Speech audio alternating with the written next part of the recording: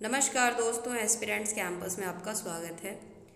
तो आज हम बात करेंगे एक यूनियन पब्लिक सर्विस कमीशन का जो नोटिफिकेशन आया था 7 फरवरी को 7 फरवरी को नोटिफिकेशन आया था यूपीएससी यानी कि यूनियन पब्लिक सर्विस कमीशन का। तो अब यूपीएससी का जो ये नोटिफिकेशन आया है, इसमें कैंडिडेट्स की क्या एलिजिबिलिटी होनी चाहिए और कैसे अप्लाई करना है, इस बारे में हम जानेंगे। तो ये बेसिकली 2 पोस्ट के लिए है। इसमें सभी कैंडिडेट्स, चाहे वो मेल हो, फीमेल हो या ट्रांसजेंडर्स हो, कोई भी अप्लाई कर सकता है। ऐसी बात नहीं है कि मतलब ट्रांसजेंडर्स के लिए नहीं है ये या फिर किसी के लिए नहीं है। ये जो वैकेंसीज़ है ये सबके लिए है। और बेसिकली इसमें 2 पोस्ट होते हैं। इंडियन इकोनॉमिक सर्विस, जो इकोनॉमिक्स से एमए किए हुए स्टूडेंट्स हैं वो इसमें अप्लाई कर सकते हैं इंडियन इकोनॉमिक सर्विस में। और इंडियन स्टैटिस्टिकल सर्विस एग्जामिनेशन, और जो स्टैटिस्टिक्स से एमए किए हुए हैं वो इसमें अप्लाई कर सकते हैं। ठीक है, तो ये 2 तरीके के एग्ज़ाम है। इसके जो जिन्होंने ये क्लियर कर लिया, अगर आप यूपीएससी की प्रिपरेशन कर रहे हैं तो ये समझ लीजिए कि आपकी आधी प्रिपरेशन तो यहाँ पे हो चुकी है। ठीक है, और अगर आप इकोनॉमिक्स के स्टूडेंट या फिर स्टैटिस्टिक्स के स्टूडेंट्स हैं तो फिर आप इसमें अप्लाई कर सकते हैं अगर आपकी एमए इससे है तो, या फिर जो बच्चे अप्लाई एमए में अपीयर्ड हैं वो लोग भी अभी इसके लिए अप्लाई कर सकते हैं। तो चलिए देखते हैं कि कैसे अप्लाई करना है। यूपीएससी की जो ऑनलाइन वेबसाइट है उस पर आप जाके यहाँ पे देख सकते हैं और यहाँ पे रजिस्टर कर सकते हैं अपने आप को। ठीक है, इसके लिए कैंडिडेट्स की क्या लगेंगी, Aadhaar card, voter ID card, PAN card, ये डिटेल्स कुछ ना कुछ चाहिए होगा, आईडी प्रूफ आपका एक। ठीक है, और आपके यहाँ पे 2 टायर्स में एग्ज़ाम होंगे जैसे कि बाकी एग्ज़ाम्स होते हैं उस तरीके से। अभी हम सिलेबस भी देखेंगे कि क्या सिलेबस है। लास्ट डेट जो है आपकी 27 अप्रैल है। लास्ट डेट 27 अप्रैल है। The online application can be withdrawn from 4th May to 10th मई। जो ऑनलाइन एप्लीकेशन है, अगर आपने अप्लाई कर दिया और आप विड्रॉ करना चाहते हैं इससे, तो 4 से 10 मई तक के आप डेट में, मई तक के डेट में आप विड्रॉ कर सकते हैं 6 बजे तक शाम तक। ठीक है, और कुछ स्पेशल इंस्ट्रक्शन दिए गए हैं। तो आप ये जो नोटिफिकेशन है ये डाउनलोड करके आप पूरी तरीके से अच्छे से पढ़ सकते हैं। आपको ओएमआर शीट दी गई होगी कि कैसे फिल करना है ओएमआर शीट, रोल नंबर लिखना है, बुकलेट सीरीज़ लिखनी है, इस तरीके से। और आपने पहले भी बहुत सारे एग्ज़ाम्स दिए होंगे तो आपको पता होगा कि ओएमआर शीट कैसे फिल करते हैं। और जो नेगेटिव मार्किंग है वो इस एग्ज़ाम में है। सबसे बड़ा जो डर होता है बच्चों को नेगेटिव मार्किंग का होता है, अगर आपने कोई भी रॉन्ग आंसर अटेम्प्ट किया तो आपके जो मार्क्स होंगे वो काटे जाएंगे सही आंसर्स के।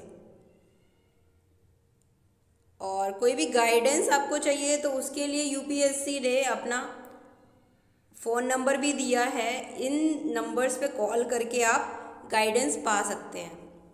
एग्ज़ाम में मोबाइल फ़ोन्स जो होंगे वो बैन होंगे, ये आपको पता ही है। ठीक है, एग्ज़ाम सेंटर्स कहाँ कहाँ हैं, जुलाई में इसके एग्ज़ाम्स होंगे।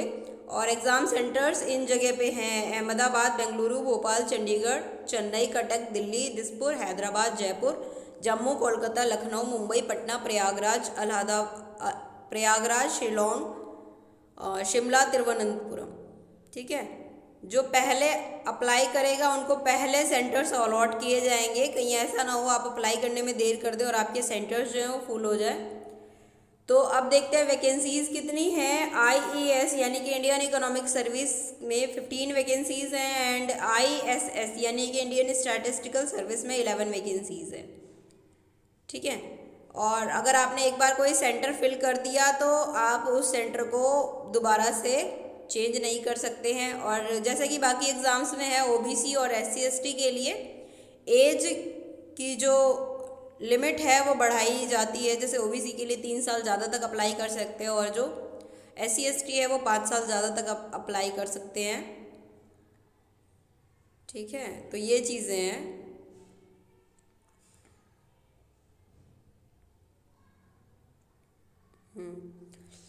चलिए और भी देखते हैं। एलिजिबिलिटी कंडीशन क्या क्या होनी चाहिए कि सिटीज़न ऑफ इंडिया होगा और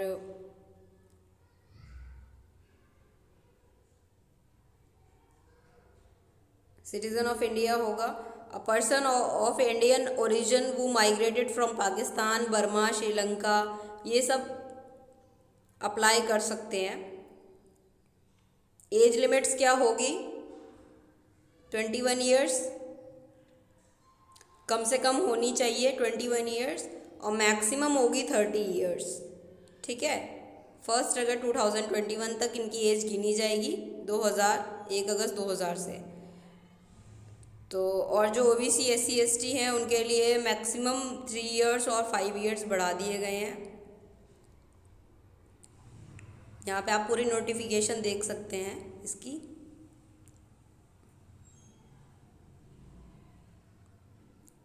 देखिए, हाँ, क्वालिफिकेशन की बात की थी हमने। मिनिमम एजुकेशन क्वालिफिकेशन है तो PG होना चाहिए इकोनॉमिक्स से, अप्लाइड इकोनॉमिक्स, बिजनेस इकोनॉमिक्स और इकोनोमेट्रिक्स से, किसी भी यूनिवर्सिटी से जो कि वेरीफाइड यूनिवर्सिटी हो उससे PG होना चाहिए। ISS के लिए जो अप्लाई करना चाहते हैं उनका bachelors degree with statistics, mathematical statistics, applied statistics होना चाहिए, और master degree in statistics, mathematical statistics, applied statistics होना चाहिए।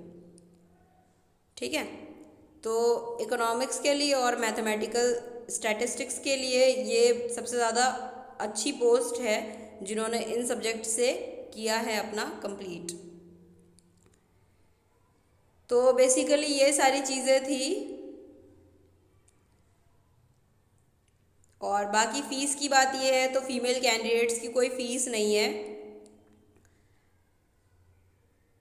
और बाकी जो इम्पोर्टेंट चीज़ें हैं आपको एक बार खुद भी नोटिफिकेशन पढ़ लेना चाहिए, और मेरे हिसाब से तो आपको तैयारी अच्छे से स्टार्ट कर देनी चाहिए, बिकॉज ये बहुत ही अच्छा एग्ज़ाम है, बहुत ही अच्छा, रिस्पेक्टफुल एंड बहुत अच्छी अपॉर्चुनिटी है उन बच्चों के लिए जिन्होंने अपना जो क्वालिफ़िकेशन जो इससे मैच कर रहे हैं उनके लिए बहुत ही अच्छी अपॉर्चुनिटी है, उनको ये करना चाहिए। फिर अब देखते हैं जो इसके एग्ज़ाम होंगे वो किस तरीके से होंगे।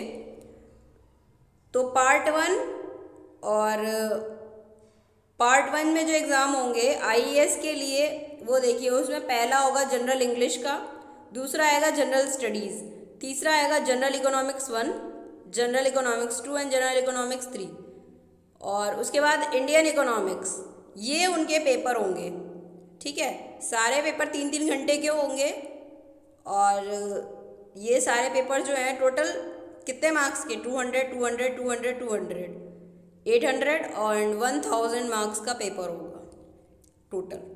ठीक है, ऐसे ही ISS के लिए general English, general studies, statistics 1, 2, 3, 4 ये सब डिस्क्रिप्टिव होंगे, दो ऑब्जेक्टिव होंगे इसमें।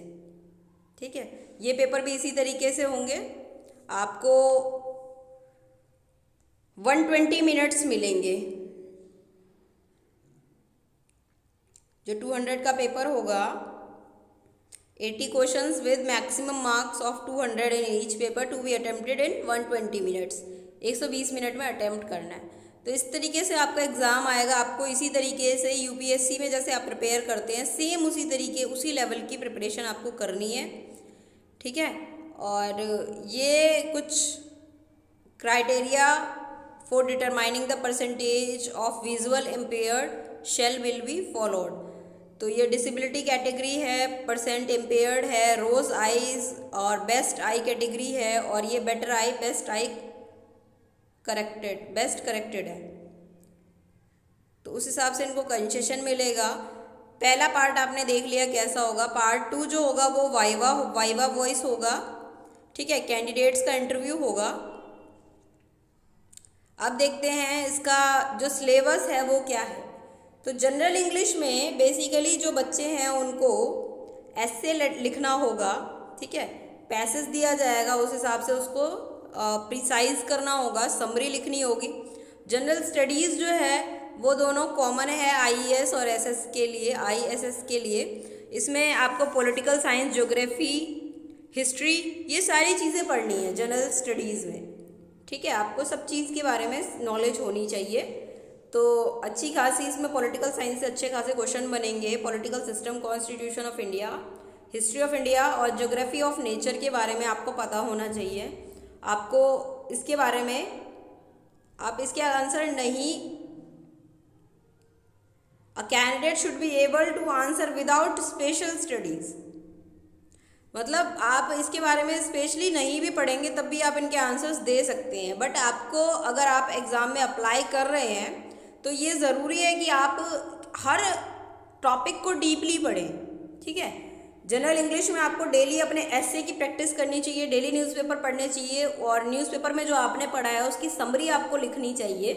कम से कम 1-2 घंटे आपको डेली देना चाहिए इन चीज़ में। उसके बाद जनरल स्टडीज़ जो आता है, आपको अपनी जो भी पॉलिटिकल साइंस और हिस्ट्री की बुक्स है, आपको पहले अपने बेसिक्स मजबूत करने चाहिए एनसीईआरटी से।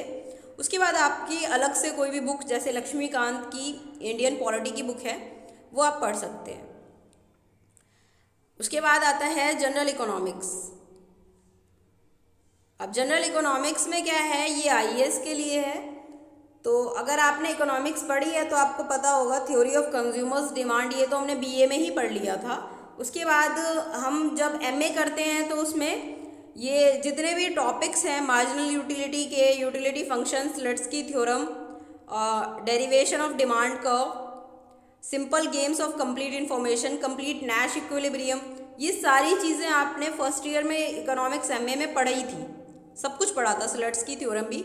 ठीक है, डेरिवेशन वगैरह भी आपने किया था अच्छे से। और उसके बाद जो थ्योरी ऑफ प्रोडक्शन आता है, ये भी आपने बीए से स्टार्ट कर दिया था, थ्योरी ऑफ प्रोडक्शन का। और उसके बाद ये चीज़ एमए में भी आई, ये सारे कॉब डगल्स, ठीक है, CES, fix coefficient type, translog production function, law of return, return to scale, ये सारी चीज़ें आपने भी एमए में पढ़ी थी। तो वही, कुछ एक्स्ट्रा नहीं है, कुछ ज़्यादा नहीं पूछा जा रहा है, वही चीज़ें हैं जो आपका सिलेबस था, वही चीज़ें आपसे पूछी जा रही है। ठीक है, उसके बाद partial equilibrium versus general equilibrium approach, theory of value, ये सारे टॉपिक्स आपने पढ़ रखे हैं। Valuation, stability analysis, pricing under different market structure. तो बीए और एमए की इकोनॉमिक्स अगर आपने अच्छे से पढ़ी है तो ये इससे बाहर कुछ नहीं है इसमें। ठीक है, थ्योरी ऑफ डिस्ट्रीब्यूशन, हाँ, नियो क्लासिकल डिस्ट्रीब्यूशन थ्योरीज आपने पढ़ी है कि किस किस ने दिया था, किस तरीके से उनकी थ्योरीज दी थी। Marginal productivity theory of determination, vector price, ठीक है। यूलर्स थ्योरम तो मैथमेटिक्स में भी था। रिकार्डो, मार्क्स, कोल्डर, क्लेची। वेलफेयर इकोनॉमिक्स अगर पढ़ेंगे तो उनका comparison, aggregation, public goods and externalities के बारे में देगा। Divergence between social and private welfare. तो ये सारे टॉपिक्स आपने अच्छे से पढ़े हैं। आप एक बार सिलेबस डाउनलोड करके एक बार इसको देखेंगे तो आपको खुद समझ आ जाएगा। उसके बाद इकोनॉमिक्स में आपने क्वांटिटेटिव मेथड्स भी पढ़ा है। मैथमेटिकल इकोनॉमिक्स में differentiation, integration, matrices, linear algebra, linear programming, ये सारा आता ही है। ठीक है, और इकोनॉमिक मैट्रिक्स में भी आपने index number, sampling of curves, discriminant analysis, income distribution. तो आपको ये टॉपिक वाइज ये सारी चीज़ें कंप्लीट करनी है, सब कुछ कंप्लीट करना है विथ टॉपिक वाइज। ठीक है, अगर आप इकोनॉमिक्स इस तरीके से कंप्लीट कर लेते हैं और आप एमए के स्टूडेंट हैं तो आप जेआरएफ भी निकाल सकते हैं, जेआरएफ भी निकाल सकते हैं। उसमें भी ये चीज़ें डीपली में आती हैं। ठीक है, तो अगर इसमें नहीं तो आपका जेआरएफ में काम आ जाएगा। उसके बाद आता है आपका general economics, economic thought, concept of national income and social accounting, theory of employment, output, inflation, money finances, IS LM model, AD AS model and Keynesian theory. ये बहुत इंपॉर्टेंट टॉपिक है, इसकी जो डेरिवेशन है वो भी बहुत इंपॉर्टेंट है। Classical theory of money, quantity theory, Phillips curve, ये तो ग्रेजुएशन से ही आपका पीछा नहीं छोड़ेगी। Inflationary gap, Keynesian theorem, theory of employment, ये सारी चीज़ें बेसिकली अगर आप हैं इकोनॉमिक्स के स्टूडेंट तो आप लोगों इससे फेमिलियर ज़रूर होंगे, अगर आपने थोड़ा बहुत भी पढ़ा है तो। ठीक है, तो चलिए आगे देखते हैं। यही है, इकोनॉमिक ग्रोथ एंड डेवलपमेंट से रिलेटेड जो क्वेश्चंस हैं वो भी आएंगे। उसके बाद international economy, balance of payment, BOP,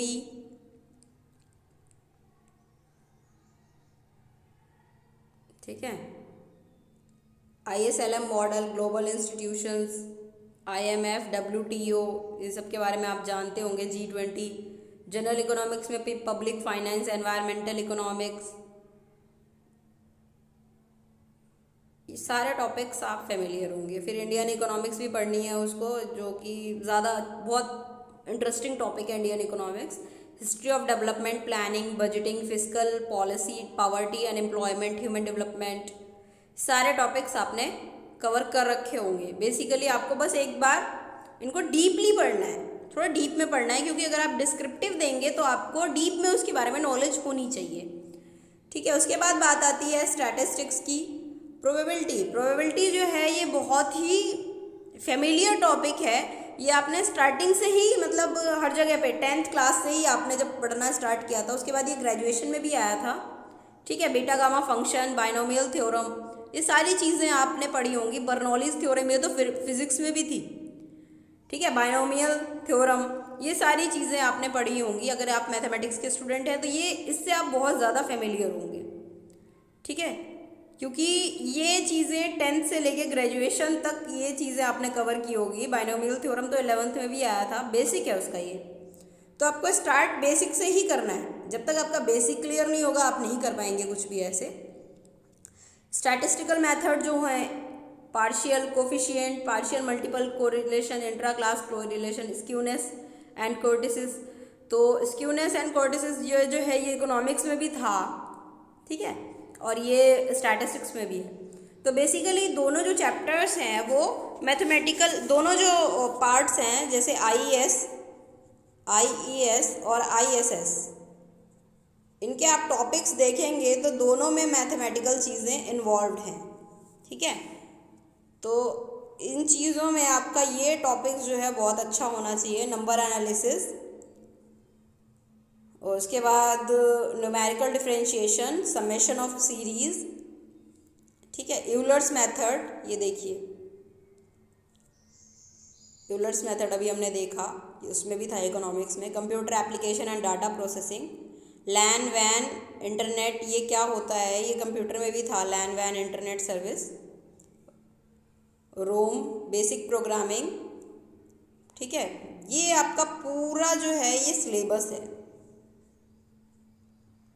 देखिए, स्टैटिस्टिक्स में भी आपका इकोनोमेट्रिक्स आ रहा है, GLS, GLM, जीनियर linear model, GLS, ORS, regression, instrumental variable, errors in variables. तो इनको डीपली प्रिपेयर करना है आपको। अप्लाइड स्टैटिस्टिक्स, फिर स्टैटिस्टिक्स जो मतलब डिस्क्रिप्टिव में होंगे वो इक्वल नंबर ऑफ क्वेश्चन होंगे, 50% वेटेज होगी सभी सेक्शंस की।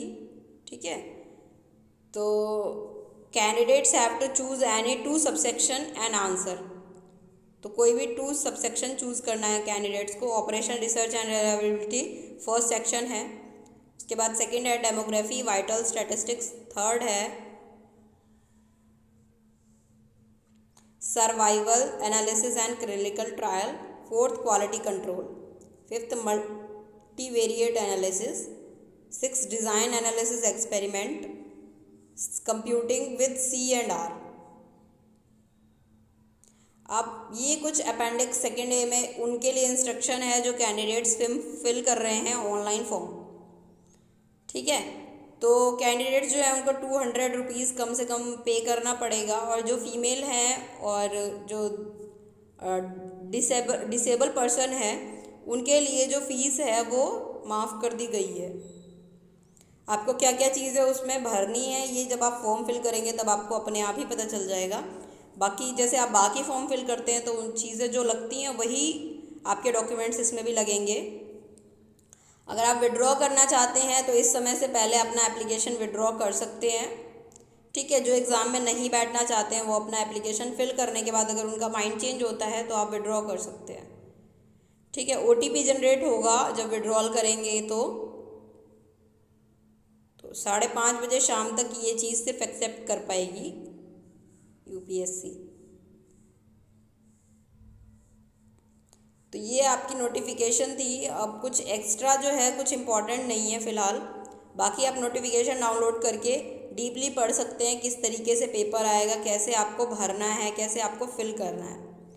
ठीक है, और क्या क्या चीज़ें आपको देनी है, क्या क्या इम्पोर्टेंट है। तो ये पूरा आपका जो था नोटिफिकेशन था। तो ठीक है, best of luck for your exam. अगर आप ये एग्ज़ाम देना चाहते हैं तो बहुत अच्छी बात है, बहुत अच्छी पोस्ट है। अगर आपको हमारे द्वारा दी गई इन्फॉर्मेशन पसंद आती है that please like, comment and subscribe our channel.